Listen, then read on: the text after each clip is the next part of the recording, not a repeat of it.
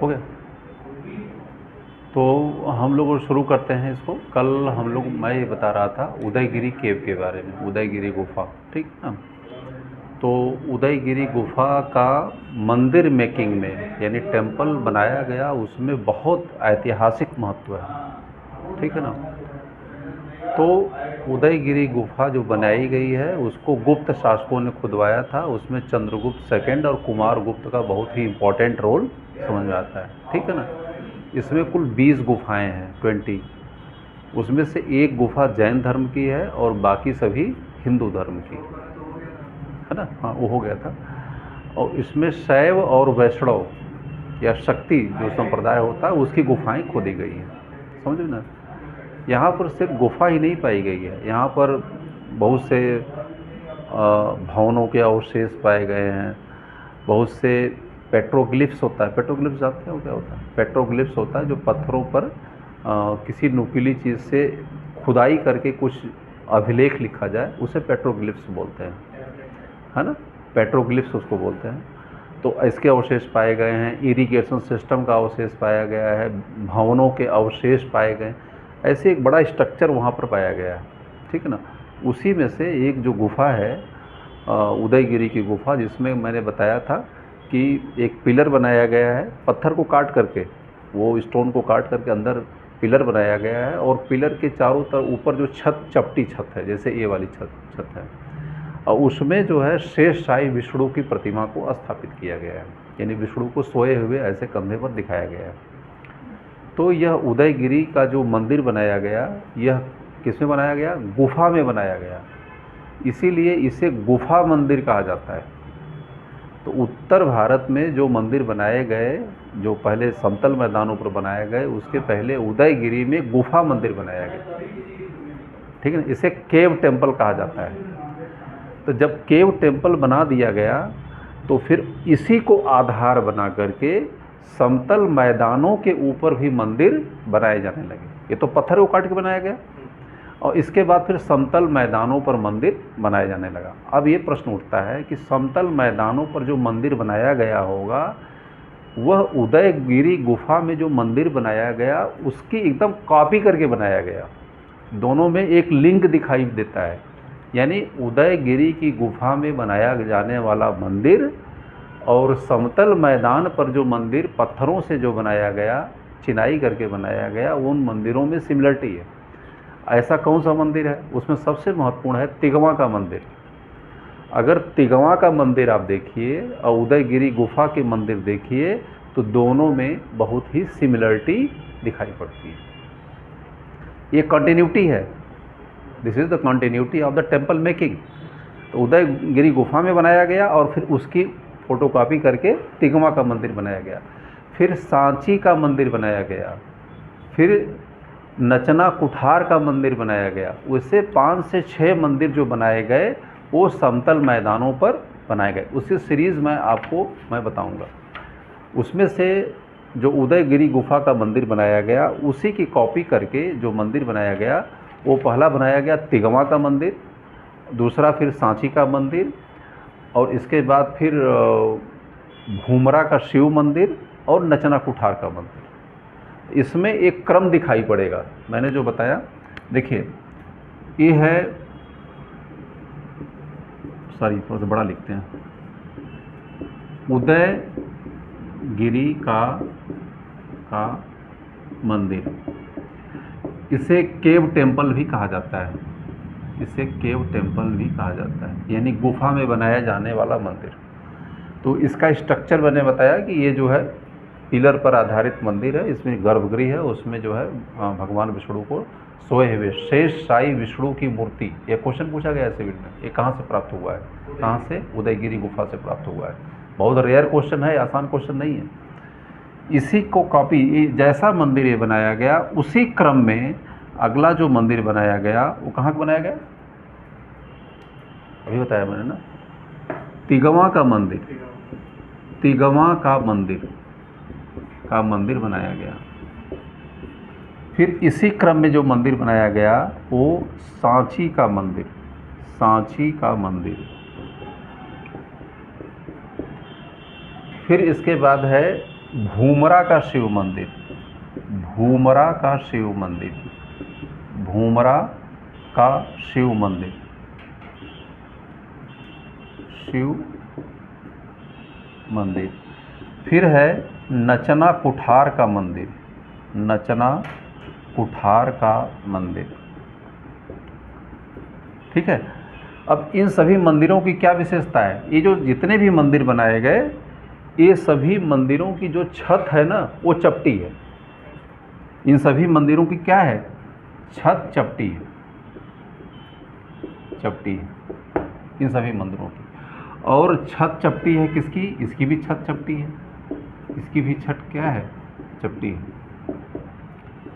तो ये temple making का जो स्टाइल है, अभी मैं आगे बताऊंगा कि टेम्पल मेकिंग की जो पूरी ग्रोथ मैं बताऊंगा, जो कैटेगराइज किया गया, इसका विभाजन किया गया, कैसे किया गया, बहुत इंटरेस्टिंग टॉपिक है। तो यह जो भारत में मंदिर बनाया गया, इसकी शुरुआत जो होती है उदयगिरी के मंदिर से होती है, केव टेम्पल से होती है। इसमें छत चपटी है। और फिर तिगवा का मंदिर, सांची का मंदिर, भूमरा का शिव मंदिर, और फिर नचना कुठार का मंदिर।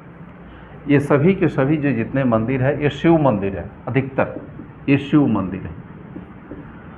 और ये जो है मंदिर उदयगिरी का मंदिर है, यह कैसा है? विष्णु का मंदिर है, यह विष्णु का मंदिर है। ठीक है, ये विष्णु का मंदिर है। तो इस प्रकार से भारत में जो टेम्पल मेकिंग की जो प्रक्रिया सबसे पहले शुरू हुई, वो नॉर्थ इंडिया में, उत्तर भारत में, मध्य प्रदेश, ये सभी साइट्स कहाँ पे हैं? मध्य प्रदेश में है। मध्य प्रदेश की छोटी सी एरिया में ये सारे के सारे मंदिर बनाए गए। आप दूसरे शब्दों में ये कह सकते हैं कि भारत में जो टेम्पल मेकिंग यानी मंदिर के बनाने की जो कला की शुरुआत होती है, वह जो सांची का स्तूप है, सांची का स्तूप, उसके आसपास का जो क्षेत्र है, वो अपने आप में पुरातत्व की दृष्टि से और वास्तुकला की दृष्टि से इसका बहुत ही महत्वपूर्ण रोल है। और यहीं के आसपास में भारत में पहली बार टेम्पल मेकिंग की प्रक्रिया शुरू होती है। तो जो मंदिर शब्द का अगर प्रयोग करना है, तो मंदिर शब्द की शुरुआत उदयगिरी की गुफा से आप कर सकते हैं। और मैंने आपको ये बताया कि इसके पहले मंदिर शब्द का प्रयोग न करके जिस शब्द का प्रयोग किया गया है वो देवस्थान। तो ये पूरी की पूरी स्टोरी इसमें आपको समझ में मतलब आनी चाहिए। इसके बाद अगले स्टेप की तरफ मैं आगे बढ़ता हूँ। ये टॉपिक आपको इसकी कनेक्टिविटी, मैंने पूरी हिस्ट्री बता दिया था कि पहले वैदिक एज के बाद जो है मंदिर का क्या कॉन्सेप्ट था, कैसे था। फिर 3-4 ऐसे मंदिर बनाए मतलब कि देवस्थान के बारे में मैंने बताया है आपको, कि जहाँ पर जो है इसके अवशेष पाए गए। जैसे घोसुंडी का अभिलेख हो गया, मैंने उसके बारे में बताया था।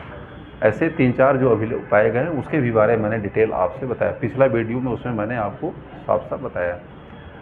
अगली जो पॉइंट हम लोग बहुत इम्पोर्टेंट पॉइंट है और इसको हम लोग डिस्कस करने जा रहे हैं। ये पॉइंट ये है कि ये जो टेम्पल मेकिंग की प्रक्रिया है, यह क्यों शुरुआत हुई इसकी, इसका रीज़न क्या था। कुछ न कुछ तो कारण रहा होगा जो मंदिर बनाने की प्रक्रिया की शुरुआत इसी समय होती है। कोई न कोई इसके पीछे रीज़न रहा होगा, कारण रहा होगा, जिसके कारण भारत में मंदिर की बनाने की जो कला है इसकी शुरुआत होती है। तो इसकी जो टॉपिक होगी मंदिर, इसकी जो टॉपिक होगी वो मंदिर निर्माण की प्रक्रिया शुरू करने के कारण, ठीक है ना, या मंदिर निर्माण का कारण, यह भी इसको आप लिख सकते हैं। मंदिर निर्माण की प्रक्रिया शुरू करने का कारण। We will discuss about the what were the reason that motivated to start the construction of the temples। मैं उन कारणों की चर्चा करूँगा जिनके कारण भारत में मंदिर निर्माण की प्रक्रिया शुरू हुई। इसके लिए रीज़न है, यहाँ से बहुत अच्छा क्वेश्चन आता है, इसके बारे में हम लोग डिस्कस करेंगे। उसमें जो रीजन्स हैं, कई रीजन्स उसमें देखने को मिलता है। पहला है कि अगर भारत में देखें तो उस समय मंदिर निर्माण की प्रक्रिया या जो बड़े बड़े ऊंचे ऊंचे मंदिर होते थे उसकी शुरुआत नहीं हो पाई थी। लोग मूर्तियों की स्थापना करके कुछ जो हमारे पास रिमेनिंग जो अवशेष पाए गए हैं अगर उनको छोड़ दिया जाए तो भारत में लोग मूर्तियों की स्थापना करते थे खुले स्थानों पर और उन मूर्तियों की बना करके पूजा करते थे। जैसे लिंग हो गया, लिंग को भी स्थापित कर दिया। मैंने बताया लिंग स्थापित करने का जो नियम था बहुत ही सरल और उदार और बहुत ही सामान्य था। कोई व्यक्ति कहीं पर भी लिंग की स्थापना करके उसको पूजा पाठ कर सकता था, ठीक है ना, ये था। लेकिन थोड़ा बौद्धों को देखिए आप, बौद्ध धर्म में क्या था कि बौद्ध धर्म में बड़े बड़े स्तूप बनाए जाते थे, विहार बनाए जाते थे और चैत्य बनाए जाते थे। तो बौद्ध धर्म का जो डेवलपमेंट हुआ, जो विकास हुआ, वो भारत और भारत के बाहर हुआ। उसके डेवलपमेंट में चैत्यों की, विहारों की या इनकी भूमिका बहुत ही महत्वपूर्ण है। क्योंकि चैत्य जो विहार बनते थे वो बड़े विशाल बनते थे, स्तूप बड़े विशाल बनते थे, वह जनता को बड़ा आकर्षित करते थे। वहाँ लोग जाते थे, रहते थे, पूजा पाठ करते थे, तो उनको बड़ा एक जो है अपने आप में बड़ा अच्छा लगता था। इससे जो हिंदू जनमानस है वो महात्मा बुद्ध से प्रभावित भी होता था और वैष्णव और शैव यानी अपने धर्मों को छोड़ करके बौद्ध धर्म को क्या करता था, स्वीकार कर लेता था। यानी बौद्ध धर्म में अट्रैक्शन का जो मुख्य रूप से कारण था उनके भवनों का बनाया जाना, जैसे स्तूप बनते थे, विहार बनते थे, चैत्य बनते थे, यह भी एक रीज़न था। तो हिंदुओं के अंदर भी ये भावना जगी कि अगर इसी तरीके से अगर हमारे भी देवताओं के अगर भवन बनाए जाएं तो निश्चित रूप से हिंदू धर्म का भी उत्थान हो सकता है, ठीक है ना। क्योंकि दूसरे धर्मों का अगर इस तरीके से बिल्डिंगें बनाई जा रही हैं तो हमको लगा कि हमारे भी धर्म का कुछ ऐसा होना चाहिए। तो मैं ये कहता हूँ कि हिंदुओं को जो प्रेरणा मिली मंदिर बनाने की वह किससे मिली, बौद्धों से मिली। बौद्ध धर्म से प्रेरणा मिली कि एक प्रतिस्पर्धा की भावना शुरू हुई कि हमको भी मंदिर बनाना चाहिए। और जो दूसरा जो सबसे महत्वपूर्ण कारण था, एक है कि ये बौद्ध धर्म भी इसका कारण था। इसका जो था बौद्ध धर्म का प्रचार और प्रसार। तो बौद्ध धर्म के प्रचार प्रसार ने भी, जो इसका प्रचार और प्रसार हुआ, इस कारण ने भी भारत में मंदिर बनाने की प्रक्रिया की शुरुआत का एक मुख्य कारण था। दूसरा था कि सेकेंड सेंचुरी में, मतलब फर्स्ट और सेकेंड सेंचुरी में भारत में वैष्णव धर्म का फिर से रीस्थापना होती है, पुनरुत्थान होता है। जो घोषुंडी का अभिलेख मैंने बताया था, घोषुंडी का अभिलेख, तो घोषुंडी का अभिलेख का संबंध वैष्णव संप्रदाय से है। और वैष्णव संप्रदाय, इससे यह सिद्ध होता है कि वैष्णव धर्म का उस समय प्रचार प्रसार बहुत तेज़ी से हो रहा है। हेलियोडोरस का जो गरुड़ स्तंभ है उसका भी वैष्णव मत से है। ऐसे फर्स्ट सेंचुरी के आसपास में भारत में ऐसे बहुत से हमारे पास साक्ष्य हैं, साहित्यिक साक्ष्य भी हैं, पुरातात्विक साक्ष्य हैं, जो कि ये बताते हैं कि उस समय वैष्णव धर्म की लोकप्रियता पूरे भारत में बढ़ती जा रही थी और भगवान विष्णु को लेकर के, भगवान कृष्ण को लेकर के लोगों के बीच में इस चीज़ का प्रचार प्रसार बहुत तेज़ी से हो रहा था।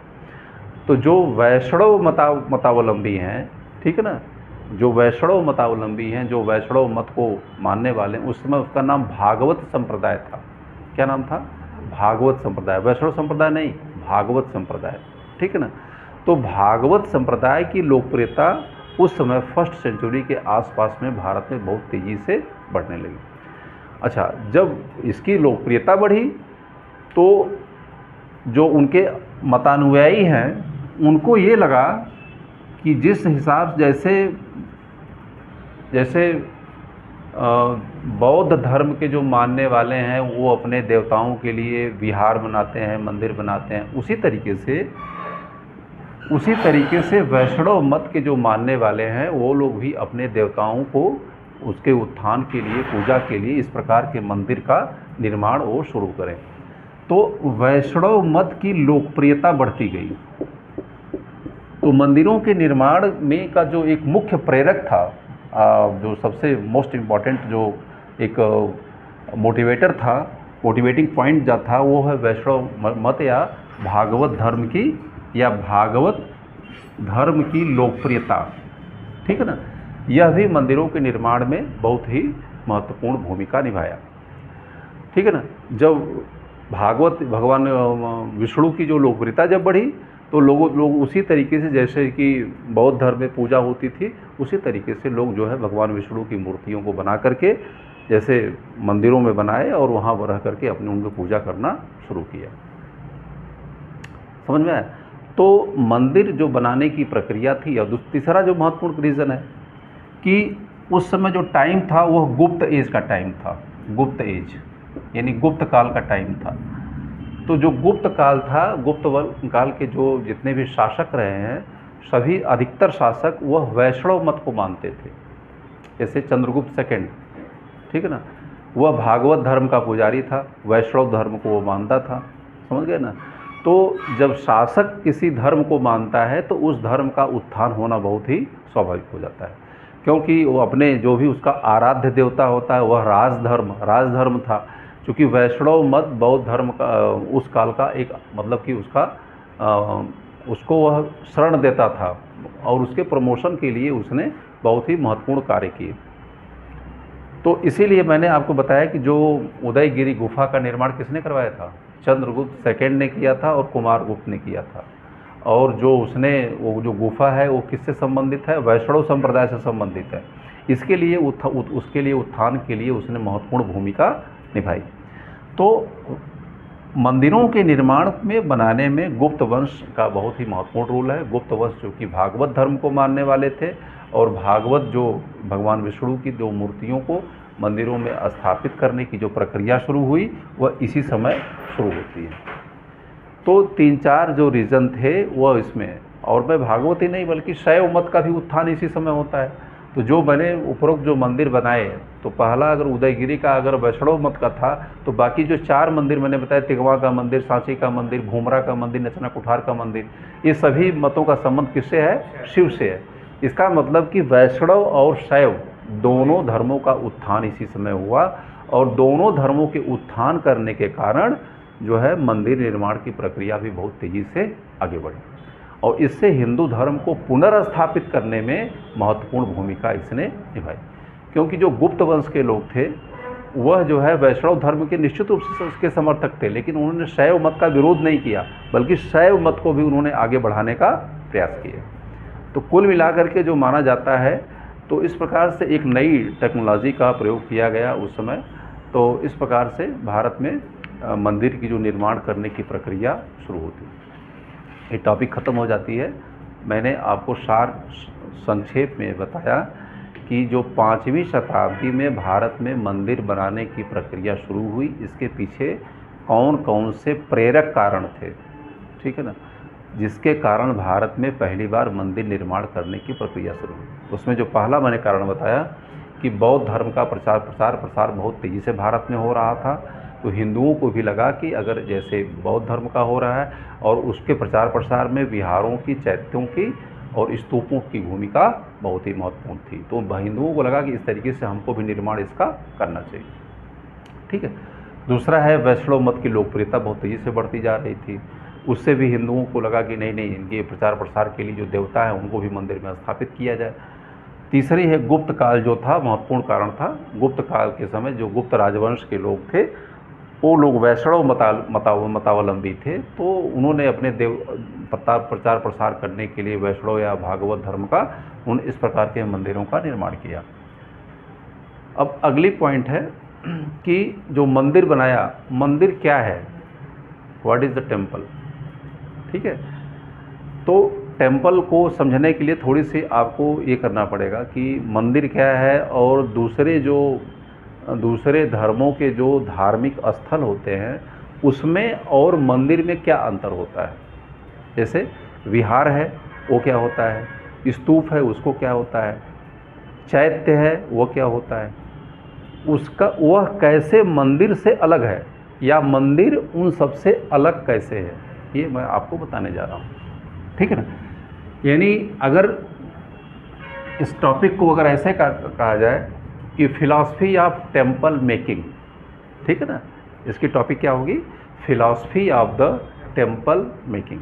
यही सीधे डाल दीजिए, टॉपिक डालिए philosophy of the temple making,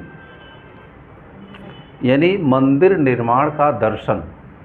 ठीक है, मंदिर निर्माण का दर्शन।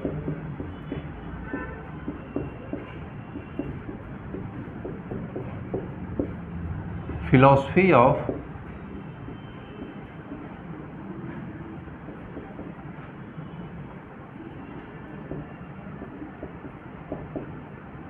Temple making. ठीक है, फिलॉसफी ऑफ टेम्पल मेकिंग। अच्छा, मंदिर बनाया गया तो अब मंदिर का कॉन्सेप्ट कैसे बनाया गया? तो मंदिर ऐसे नहीं बना दिया गया। अब मंदिर है क्या? एक लिविंग मंदिर क्या है, लिविंग है कि नॉन लिविंग है? जैसे देखो, मंदिर क्या है, जैसे जो हमारी फिलॉसफी है, भारतीय दर्शन ये कहता है कि जो मानव शरीर है, मानव शरीर को सबसे, जो मानव जन्म है, मानव शरीर है, इसको सबसे उच्च कोटि का जन्म माना जाता है। जितने भी जीव हैं, जितने भी कीड़े मकोड़े से लेकर के देवी देवताओं तक, ये सभी जन्म हैं। और कितनी लाख योनियाँ मानी जाती हैं? 84 लाख योनियाँ मानी, यानी 84 लाख जीव हैं। उन सभी जीवों में जो सबसे शीर्ष पर बैठा है वो कौन है? मानव। यानी मुक्ति का अधिकार किसी के पास है तो वो किसके पास है? मानव के पास है। अगर किसी को मुक्त होना है 84 लाख जीवों में, तो वो आपको मानव जन्म ही लेना पड़ेगा, कोई जन्म नहीं। यहाँ तक कि देवताओं को भी अगर मुक्ति चाहिए तो उसे मानव जन्म उनको लेना पड़ेगा। तो मानव जन्म सबसे बड़ा जन्म माना जाता है, सबसे इसकी उपलब्धियाँ सबसे ज़्यादा हैं। और यह कहा जाता है कि जो ईश्वर है, यह भारतीय दर्शन इस मामले में बहुत उच्च है। वो कहता है अहम ब्रह्मास्मि। वो कहता है कि जो ईश्वर है, वो भगवान है, वो हमारे अंदर है। अंदर ही नहीं है, हम ही हैं। तो ईश्वर और जीव में बहुत थोड़ा सा अंतर माना गया है। जो जीव है वह ईश्वर का ही एक रूप है, लेकिन वह अपने शेप को भूल गया है कि मैं ईश्वर हूँ, इसको भूल गया है। उसकी रियलिटी का अनुभव उसे नहीं है। ठीक है ना? तो जो जीव है, that is the corrupt form of the God. यानी जो जीव है वो क्या है? Corrupt form of the God. इसकी तुलना हमारे साक्ष्यों में कई जगहों से की गई। जैसे एक शेर था, और शेर का जो बच्चा था, वो शेर का एक छोटा सा बच्चा था, वो किसी कारणों से अपनी माँ से जो है पीछे छूट गया। ठीक है ना? और वह कुत्तों के झुंड में चला गया। तो कुत्तों के झुंड में चला गया तो उसका जो नरिशमेंट हुआ शेर के बच्चे का, वो कैसा हुआ? कुत्तों की तरह से हुआ। था तो शेर, लेकिन उसका जो रिएक्शन का जो सिस्टम था वो कैसा था? कुत्तों की तरह से था। वो कुत्तों की तरह चलता था, कुत्तों की तरह भौंकता था, कुत्तों की तरह डरता था, सारा काम कुत्तों की तरह, लेकिन था क्या? शेर था। तो शेरों ने देखा तो कहा ये तो शेर है, कुत्ता कैसे बन गया? शेरों ने देखा, कहा अरे ये तो कुत्ता बन गया है तो शेर ही है। तो फिर एक बार उन्होंने कहा कि इसका पता कैसे, इसको फील कैसे कराया जाए कि तुम कुत्ता नहीं शेर हो। ठीक है? तो दोनों का आमना सामना, ये बोध कथा है, दोनों का आमना सामना हुआ। तो उसने शेर के बच्चे को पकड़ लिया, कहा अरे तुम तो कहाँ कुत्तों के झुंड में फंस गए, तुम तो शेर हो। कहा कि मैं शेर कहाँ हूँ, मैं तो कुत्ता हूँ। तो कहा एक बार यहाँ से तुम खड़ा होकर दहाड़ो जोर से। तो उसने खड़ा होकर दहाड़ा, ज्यों ही दहाड़ा तो सभी कुत्ते भग गए। तब उसको फील हुआ कि मैं क्या हूँ, मैं तो शेर हूँ, मैं तो कुत्ता बना था। यही अंतर होता है, मतलब जीव और परमात्मा में। तो जो परमात्मा आपके अंदर ही है, आप ही परमात्मा के रूप हो, लेकिन उसका आपको फीलिंग नहीं है, अनुभव नहीं। और जिस दिन अनुभव हो जाते हो, आप क्या हो जाते हो? दुनिया के सबसे ताकतवर व्यक्ति हो जाते हो। अभी अपने को छोटा अनुभव करते हो, सूक्ष्म अनुभव करते हो, गया गुजरा अनुभव करते हो, हीन अनुभव करते हो, शक्तिहीन अनुभव करते हो। लेकिन जैसे ही आपको परमात्मा का अनुभव होता है, जो कि आप खुद ही हो, ठीक है, त्यों ही आपके अंदर असीम क्षमताएं आ जाती है। आप तब भीख नहीं मांगते हो, दूसरे को भीख आप देते हो, लेते नहीं हो किसी को, बल्कि देते हो। ये है। अब मैं मंदिर की तरफ आता हूँ। मेरे कहने का मतलब है, जो मानव शरीर है, यह एक जीता जागता सबसे बड़ा मंदिर माना गया है, मानव शरीर को माना गया है। ठीक है ना? तो लेकिन अब मंदिर जो बनाया गया, तो मंदिर को जो माना गया वह मानव शरीर ही माना गया है। मंदिर क्या है? मंदिर एक मानव शरीर के रूप में मानव शरीर की कल्पना की गई है, जिसमें ईश्वर बैठा है या देवता बैठा है। तो मंदिर का जो भी, मंदिर का नीचे से लेकर के ऊपर तक हर कोना और हर जर्रा जर्रा, हर कण कण अपने आप में क्या है? पवित्र है। ठीक है? तो पहला मैं आपको बता रहा हूँ, मंदिर को क्या माना गया है? मानव शरीर का रूप माना गया है। मानव शरीर को जीवित मानव शरीर का रूप माना गया है, का रूप माना गया है। समझ पाया? जितना भी टेम्पल है क्या है वो लिविंग ह्यूमन बॉडी, तो उसमें लिविंग ह्यूमन बॉडी है। तो अगर कोई देवता है, देवता का मंदिर है, तो वो मंदिर क्या है, उस देवता का पूरा शरीर है, बॉडी। समझ में आया? अब मंदिर को जो कभी आके फ्यूचर में जो कभी मंदिर हम आगे मैं पढ़ाऊंगा, तो अब थोड़ा सा मंदिर का क्लासिफिकेशन देखिए, ठीक है ना। अब कैसे बना गया है देखिए, इसमें यहाँ तक दिखाई पड़ेगा कि ऊपर बनाया इसको मिटा दे, है यहाँ दिखाई पड़ेगा, यहाँ तक दिखाई पड़ेगा, यहाँ। अच्छा, इसको मिटा देता हूँ। इसको तो आप लिख ही लिए हैं, इसको फिर से रिवाइंड करके देख लीजिए अगर समझ में नहीं आएगा। अब मैं ये बताया कि यहाँ दिखाई, यहाँ हो रहा है नहीं, हाँ ठीक है। मंदिर को क्या माना गया है, मंदिर को मानव शरीर माना गया है, और जो भी देवता की स्थापना होती है उस देवता की पूरी क्या हो गई, शरीर हो गई। समझ में आया?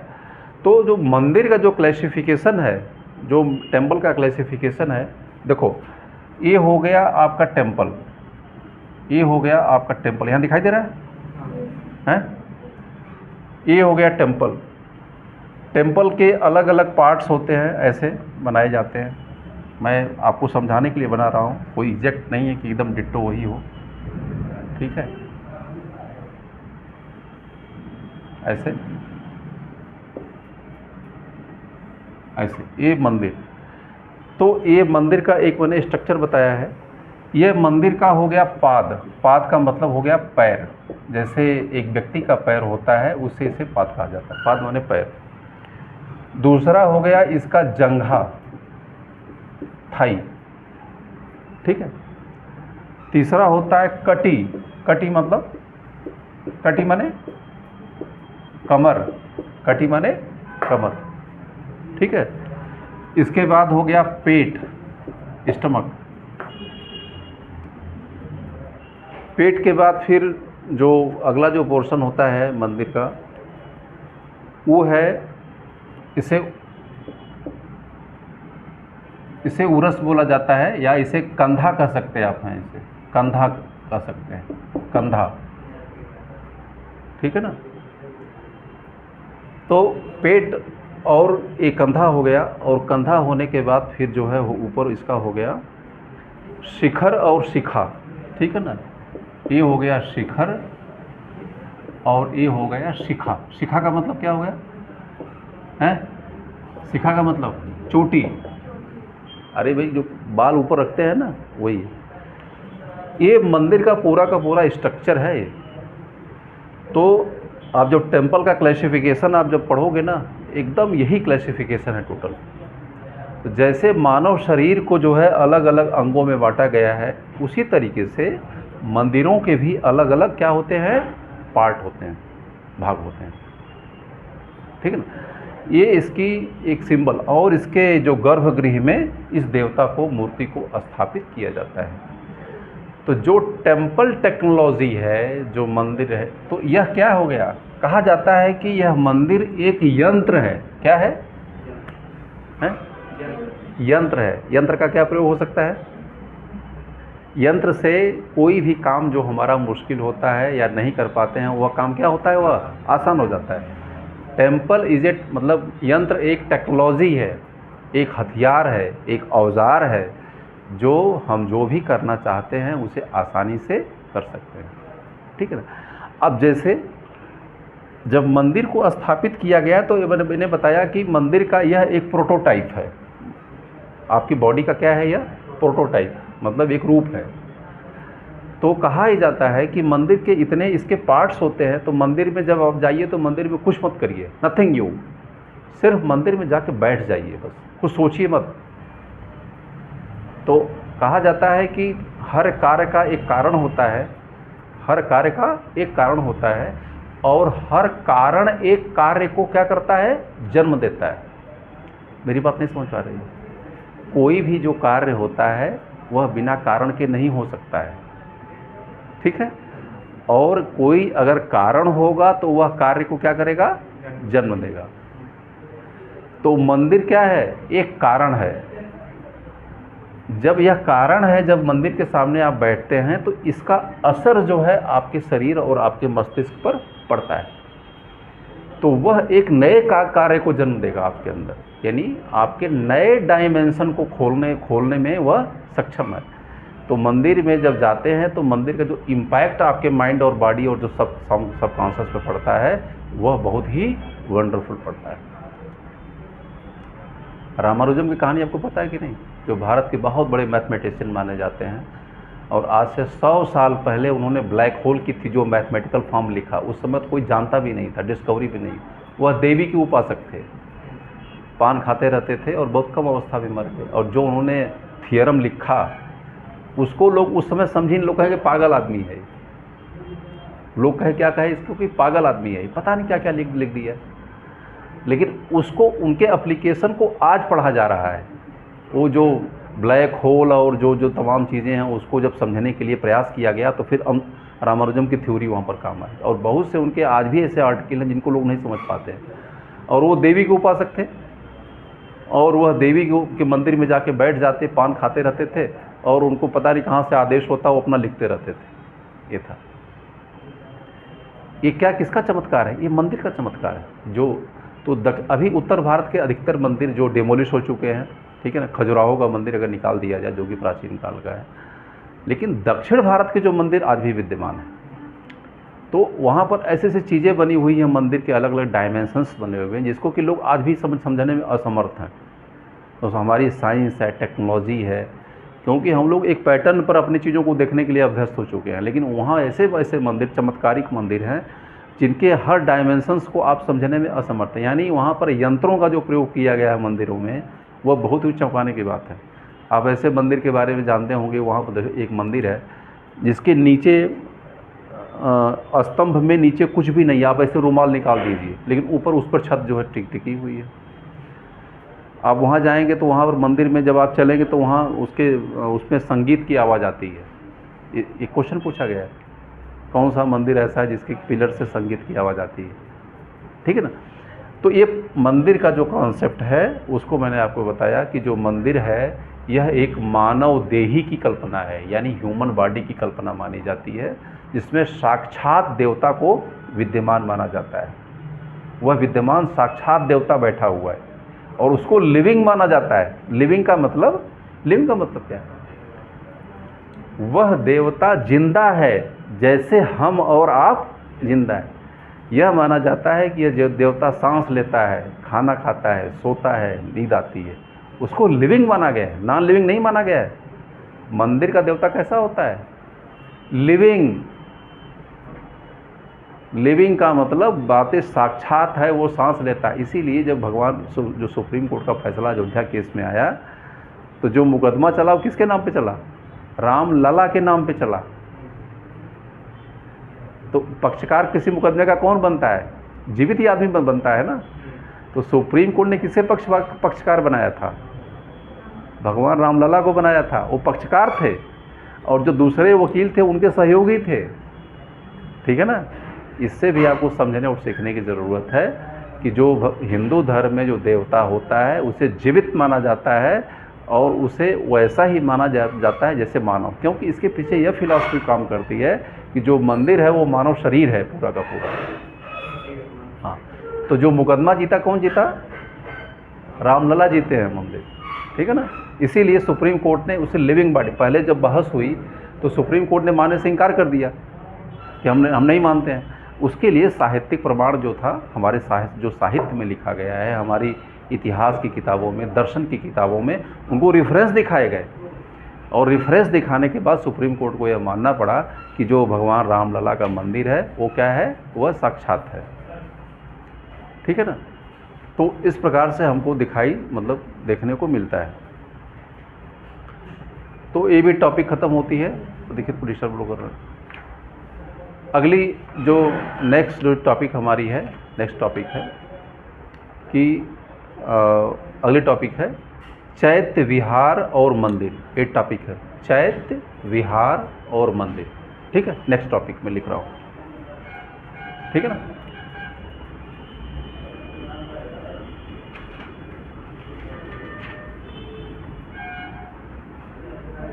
अब दोनों का क्या, तीनों का क्या कोरिलेशन मैं इसको बताऊंगा। चैत्य विहार और मंदिर, चैत्य विहार और मंदिर।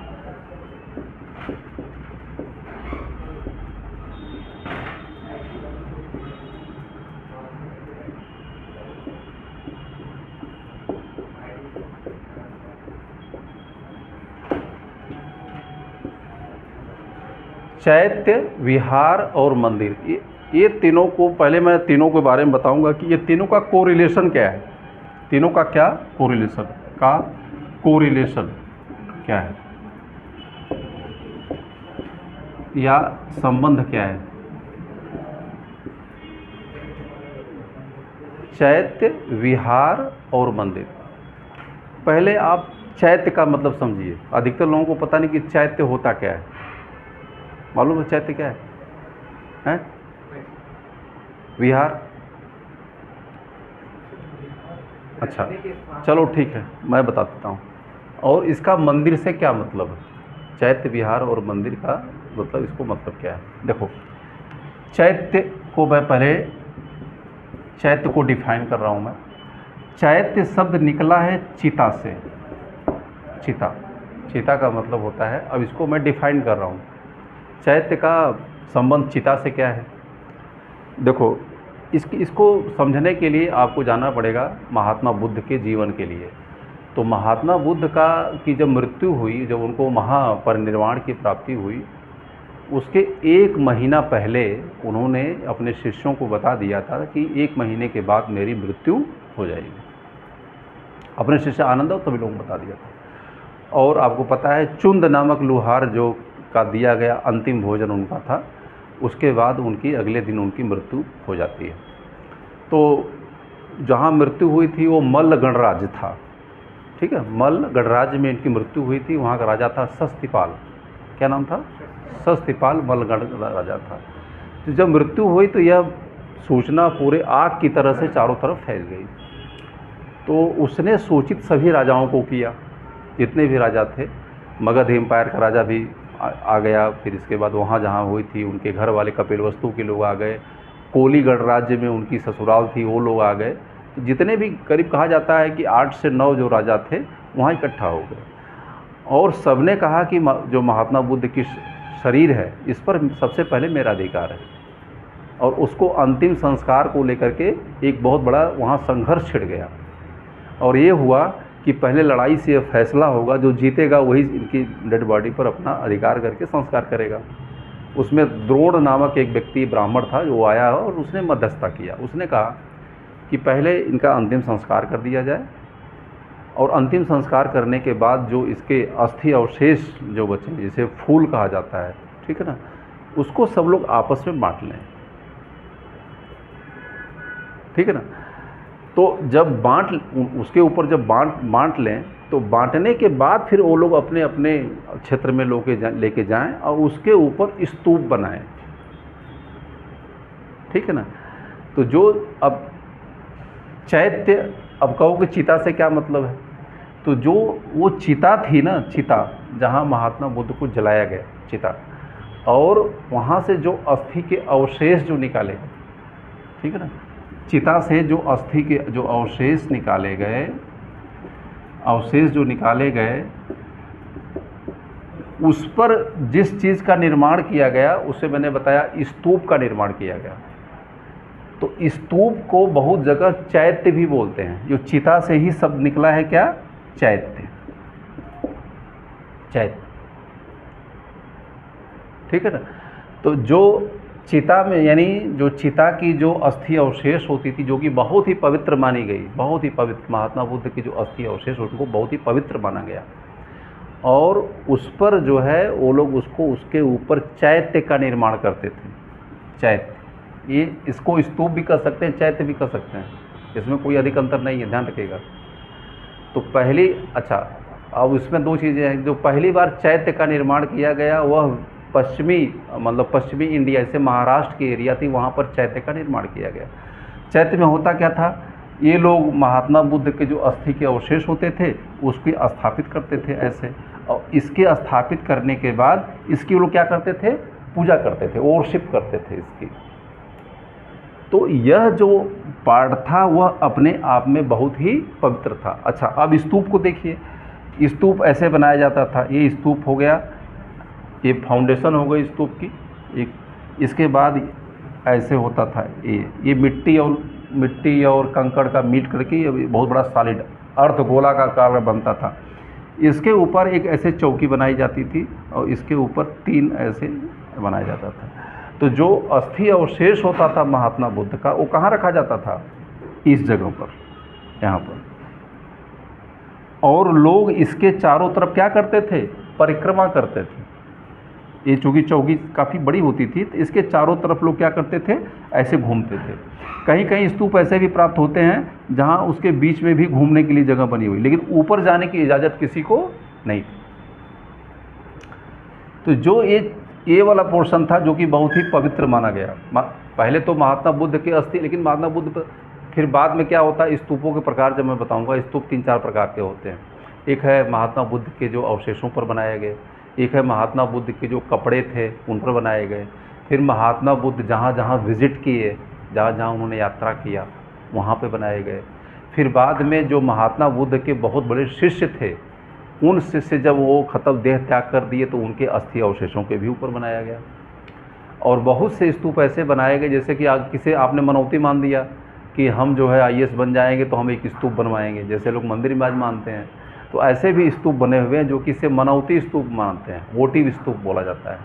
तो स्तूपों का अलग अलग क्लासिफिकेशन है। जो मैं आपको बताना चाह रहा हूँ, ये चैत्य हो गया। चैत्य समझ में आया? चैत्य शब्द चिता से निकला है। चिता का मतलब जहाँ पर जलाया गया, जो उसके अस्थि के अवशेष निकले, उस पर जिस भवन का निर्माण किया गया उसे कहा गया चैत्य। चैत्य का संबंध महात्मा बुद्ध से है। यह बहुत ही वर्शिप यानी पूजा करने का विषय है। अच्छा, अब विहार मैं बताता हूँ। विहार क्या है? विहार, आपको पता है कि महात्मा बुद्ध को जब ज्ञान की प्राप्ति हो गई तो उनके शिष्यों की संख्या दिन पर दिन क्या हो गई, बढ़ने लगी। और महात्मा बुद्ध सिर्फ 3 से 4 महीना जो है एक जगह रहते थे और बाकी 9 महीने तक वो पूरे भारत में घूमते रहते थे। अच्छा, जब उनके शिष्यों की संख्या बढ़ी तो शिष्य 10, 20, 50, 100, 200, 500 शिष्य बन गए। अच्छा, ये दिक्कत हुई कि जहाँ महात्मा बुद्ध रहते थे वहीं उनके शिष्य भी रहते थे। तो अब ये दिक्कत हो गई कि रहेंगे कहाँ शिष्य? तो भाई ठीक है, गर्मी धूप में रहेंगे, लेकिन बारिश में कहाँ जाएंगे? तो उनको एक जगह की ज़रूरत पड़ी। तो बौद्ध भिक्षुओं के रहने के लिए विहार का निर्माण किया गया। किसका? विहार का। विहार क्या है? बौद्ध भिक्षुओं के रहने का स्थान। ये क्या है? इसे विहार कहा गया। विहार क्या हो गया? बौद्ध भिक्षुओं के रहने का स्थान। लेकिन क्या हुआ, अब रहेंगे क्या? वहाँ सोने के लिए थोड़ी गए हैं। किस काम के लिए गए हैं? पूजा पाठ करने के लिए गए हैं। तो अब आपको पता है कि जब बौद्ध धर्म को मैं पढ़ाऊंगा आप, तो उसमें कि महात्मा बुद्ध ने क्या किया था, कहा कि आप मेरी मूर्ति की उपासना नहीं कर सकते हैं। महात्मा बुद्ध के सिंबल्स की वर्शिप होती थी, उनके प्रतीकों की पूजा होती थी। ठीक है ना? महात्मा बुद्ध के प्रतीकों की पूजा होती थी। तो ये मान लीजिए विहार बना दिया इन्होंने, ये घर बना दिया, ये वो उनके अनुयायियों को रहने के लिए बन गया। तो ये लोग करते क्या थे कि जहाँ विहार बनाते थे, उसे विहार में अंदर, जैसे ये हो गया, ये विहार बनाया और विहार में जैसे ही अंदर जाते थे, अंदर एंट्रेंस के बाद वो लोग क्या करते थे कि छोटा सा स्तूप बनाते थे ऐसे, जिसे चैत्य भी आप कह सकते हो। और यहाँ पर महात्मा बुद्ध से जुड़ा हुआ जो भी होता था, यहाँ सिंबल बना दिए। यहाँ पर अलग, जैसे कि श्वेत हाथी इनका सिंबल था, जन्म का प्रतीक, कमल था, अश्व था, इसके बाद पीपल का पेड़ है, चक्र है और स्तूप। ये सभी सिंबल यहाँ पर क्या कर दिया, इन लोगों ने बना दिए। और इसके चारों तरफ परिक्रमा करने के लिए भी ऐसे बनाया गया। तो विहार के अंदर क्या बनाया जाता था? चैत्य बनाया जाता था। चैत्य किस लिए? बौद्ध भिक्षुओं की पूजा करने के लिए। समझ में आ रहा है तुमको? तो जो विहार बनाया गया, विहार के अंदर भी चैत्य बनाया जाता था, ताकि जो बौद्ध भिक्षु थे जब वहाँ पर रहें तो वो किसी प्रकार की अपनी पूजा को संपादित अच्छे तरीके से कर सकें। ठीक है। अब इसका संबंध मंदिर से क्या है? मतलब कि बौद्ध जी के जीवित रहते ही स्तूप का निर्माण हो चुका। अब मैं उसको अलग बताऊंगा कि बिहार तो इनके देखो, बौद्ध महात्मा, अभी मैंने बताया कि महात्मा बुद्ध ने मरने के पहले अपने शिष्यों को ये बता दिया था कि 1 महीने के बाद हमारी डेथ हो जाएगी। तो आनंद ने उनसे पूछा कि महाराज, आपकी जो शरीर है इसको तो जला दिया जाएगा, फिर इसका क्या किया जाए? आपके शरीर का कैसे किया जाएगा? उन्होंने यह उत्तर दिया कि प्राचीन काल में जो बहुत चक्रवर्ती राजा होता था, जो विजयी राजा होता था, जब उसकी मृत्यु होती थी तो मृत्यु होने के बाद उसके शरीर को जला दिया जाता था, और जलाने के बाद जो शहर का मुख्य चौराहा होता था, उस चौराहे पर उस राजा की अस्थियों के ऊपर बहुत बड़ा एक स्तूप बनवाया जाता था। तो जब महात्मा बुद्ध इस चीज़ को बता रहे थे तो वह वैदिक परंपरा का मेंशन कर रहे थे। भारत में कुछ ऐसे स्तूप पाए गए हैं जो कि महात्मा बुद्ध के पहले के स्तूप बने हुए हैं। कहने का मतलब, जो स्तूप बनाने की परंपरा है उसका संबंध महात्मा बुद्ध से न होकर के यह एक वैदिक परंपरा है, जिसका कि महात्मा बुद्ध ने उसे कंटिन्यू करने के लिए कहा। उन्होंने कहा जैसे प्राचीन काल के राजा होते थे, उनके ऊपर जो स्तूप बनाया जाता था, उसी तरीके से मेरे मरने के बाद मेरे भी अस्थि अवशेषों के ऊपर स्तूप बनाया जाए। समझ में आया? कंटिन्यू हुआ। तो ये लिंक मैंने कहा, मैंने कि स्तूप जो मेकिंग की टेक्नोलॉजी है वह that is not started by the Mahatma Buddha, but this tradition was already present in the वैदिक लिटरेचर। यह वैदिक साहित्य में भी पहले से ही प्रेजेंट था। ठीक है ना। अब मैंने आपको बताया कि जब मंदिर निर्माण की प्रक्रिया भारत में शुरू हुई तो उसके पहले ही यह परंपरा जो बौद्ध धर्म थी बहुत विकसित हो चुकी थी। अगर 4वीं-5वीं शताब्दी में मंदिर बनाए गए तो उसके पहले 1000 साल बौद्ध धर्म के हो चुका था, और 1000 साल में जो चैत्य की परंपरा, विहार की परंपरा, स्तूप की परंपरा पूरे भारत में विकसित हो चुकी थी। तो जब भारत में मंदिर बनाए जाने लगे, अब मैं मंदिरों से कनेक्ट कर रहा हूँ, ध्यान रखना इसको। मंदिरों से चैत्य, विहार और स्तूप का क्या मतलब है, मैं इसको बता रहा हूँ। तो जब भारत में इन लोगों ने मंदिर बनाया, तो जब ऐसे मंदिर बनाया, ये मंदिर बनाया, तो मंदिर जब बनाया तो मंदिर में जिस देवता की स्थापना, गर्भगृह मतलब जहाँ पर जिस मंदिर में देवता की स्थापना की जाती है, ठीक है ना, उसे गर्भगृह कहा जाता है। ठीक है। तो गर्भगृह में उन्होंने जिस देवता की स्थापना किया तो उसके पीछे जो मोटिवेशन थी, टाइट करिए बुलाइए, तो मंदिर में जो गर्भगृह, मैं ये रिलेट कर रहा हूँ कि मंदिर के गर्भगृह का संबंध चैत्य विहार से क्या है, मैं इसको समझाने का मैं प्रयास कर रहा हूँ। तो जब मंदिर में बनाया गया तो मंदिर बनाने का एक नया कॉन्सेप्ट था। जब नया कॉन्सेप्ट था तो कहीं न कहीं उन लोगों ने चीज़ों को कहीं न कहीं से उधार लिया, कहीं न कहीं से बारो किया। ठीक है ना। जब उधार लिया उन्होंने, तो मंदिर में जब गर्भगृह की स्थापना हुई तो गर्भगृह को उन्होंने कहाँ से लिया? ये जो चैत्य में जो इन्होंने यहाँ पूजा करने वाला, जैसे कि विहार में एक छोटे से चैत्य स्तूप को स्थापित किया, उसी तरीके से मंदिर में भी उन्होंने गर्भगृह को भी स्थापित किया। जैसे विहार में यहाँ पर महात्मा बुद्ध के अस्थि अवशेषों को रखा गया, उसकी लोग पूजा करते थे, उसकी परिक्रमा चारों तरफ से करते थे। उसी तरीके से मंदिर में भी उन्होंने गर्भगृह की स्थापना किया और उस गर्भगृह में उस देवता की प्रतिमा को स्थापित किया, और इसके भी चारों तरफ ये लोग परिक्रमा करते थे। जैसे महात्मा बुद्ध की जो अस्थि अवशेष होते थे उसके चारों तरफ परिक्रमा करते थे, उसी तरीके से मंदिरों में जो देवता की मूर्तियाँ स्थापित की गई या जो भी देवी देवता या उसकी भी वो लोग परिक्रमा करते थे। अब मेरे कहने का ये मतलब ये नहीं कि परिक्रमा अगर कर रहे हैं तो हिंदू धर्म में परिक्रमा की व्यवस्था नहीं थी। परिक्रमा करना किसी डिवाइन प्लेस के चारों तरफ जो परिक्रमा करने का जो प्रोसीजर है वो महात्मा बुद्ध के पहले से ही विद्यमान है, ठीक है ना। जो महात्मा बुद्ध के अस्थि जो अवशेष थे उसके चारों तरफ ये लोग परिक्रमा करते थे। अब पूछोगे परिक्रमा करने के पीछे कौन सी फिलॉसफी है। परिक्रमा दो प्रकार की होती है, एक होती है राइट विंग परिक्रमा, एक होती है लेफ्ट विंग, ठीक है ना। तो जो क्लॉकवाइज और एंटी क्लॉकवाइज, अब जो परिक्रमा होती है इसे सर्कम्बुलेशन इंग्लिश में बोलते हैं, यह अपने आप में तंत्र का हिस्सा है। तंत्र का किसी भी व्यक्ति को अगर पागल करना है तो उसे आप एंटी क्लॉकवाइज घूमने के लिए कह दीजिए, आप वो आदमी 2 साल में पागल हो जाएगा। और अगर क्लॉकवाइज करेंगे तो यह आपके माइंड के कंस्ट्रक्शन को और मजबूत करता है और पॉजिटिव एनर्जी क्या होती है आपके अंदर मूव करती है, क्योंकि जैसे जैसे घूमोगे वैसे वैसे आपके अंदर की जो एयर भी घूमती है, ऊपर जाएगी नीचे जाएगी। इसीलिए रोटेशन का बड़ा तंत्र में बहुत ही ज़्यादा महत्व है। अगर आपने कभी रामानंद सागर की महाभारत अगर आपने देखी है तो उसमें जब लक्ष्मण ये लोग लंका पर चढ़ाई करने के लिए जाते हैं और जो लक्ष्मण को जब वो लग जाती है तीर मेघनाथ की, जब वो दोबारा फिर से उठ जाते हैं, तो जब जाते हैं मारने के लिए तो इस चीज़ को बहुत जगह इसको किया गया है। पहले वो भगवान राम की 3 बार परिक्रमा करते हैं। 3 बार क्या करते हैं? परिक्रमा। अब परिक्रमा का क्या मतलब है?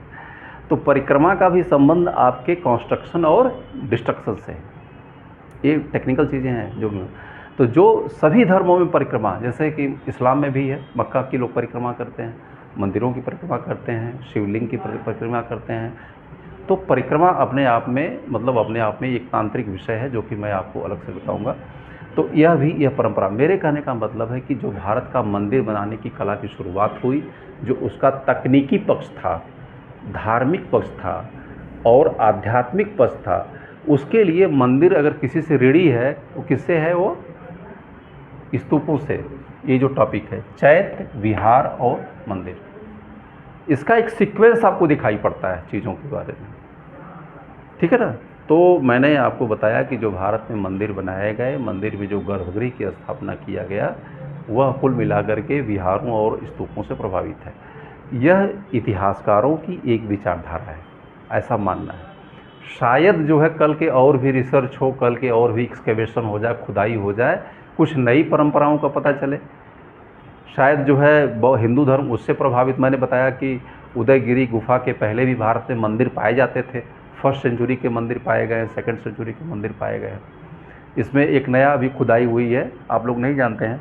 लखनऊ विश्वविद्यालय के प्रोफेसर DP तिवारी हुआ करते थे हिस्ट्री डिपार्टमेंट में, उन्होंने उन्नाव में एक नए मंदिर का पता लगाया था और वह मंदिर वैसा ही था जैसे कि प्रारंभिक काल के आपके वहाँ के जो मंदिर हैं, आपका हेलियोडोरस के जो लौह स्तंभ मैंने बताया कि वहाँ मंदिर बनाया गया। इसके बाद फिर जो राजस्थान का जो मैंने बताया था, कौन सी जगह है, घोसुंडी में जो मंदिर पाए गए, उन्नाव में मंदिर पाया गया। उन्नाव का तो एक्सकेवेशन जो है प्रोफेसर DP तिवारी कराया था, उसको उस प्रेजेंटेशन में मैं भी शामिल था, उसमें मैंने भी क्वेश्चन पूछे थे और जो मैंने आपको अभी बताया है उसको मैंने बताया था बहुत अच्छा। मैं लिंक आपको भेज दूंगा, उसमें जो मैंने क्वेश्चन पूछा हुआ है उस काल के मंदिरों में देखिएगा। तो इस प्रकार से जो टेम्पल बनाए गए इस काल में, वो अपने आप में बहुत ही महत्वपूर्ण है, ठीक है ना। अब जो टॉपिक हमारी अगली कल की होगी वो होगी गुप्तकालीन मंदिर, ठीक है ना। अब गुप्तकालीन मंदिरों का क्लासिफिकेशन मैंने आपको कल करके मैं आपको बताऊँगा।